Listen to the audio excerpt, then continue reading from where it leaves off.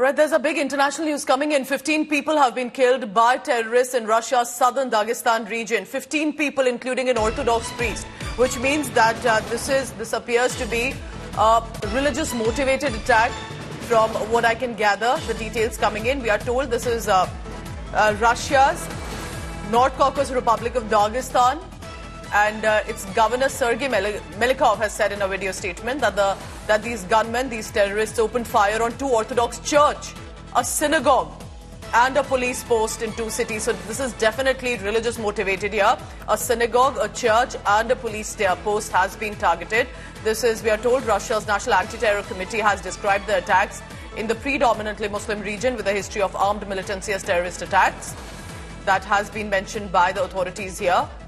We are told days of mourning have also been announced. This is absolutely disturbing. I want to immediately bring in Foreign Affairs Editor Geeta Mohan on the latest on that. Geeta, what do you find? Because this does look like that this was motivated against a certain group, against certain people, because synagogue, church have been targeted. At the back of the war that is ongoing, Dagestan has a huge Muslim population too.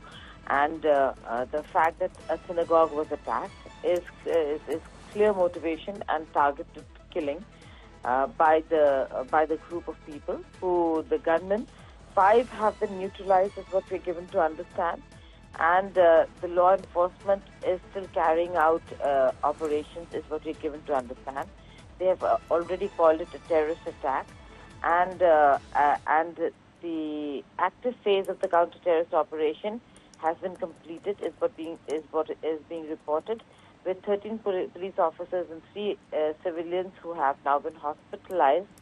And the victims of the shooting have undergone surgeries as well. So this is a serious situation, second only after the one that we saw not so long ago. But that certainly were not the terrorists who tried to flee to Ukraine.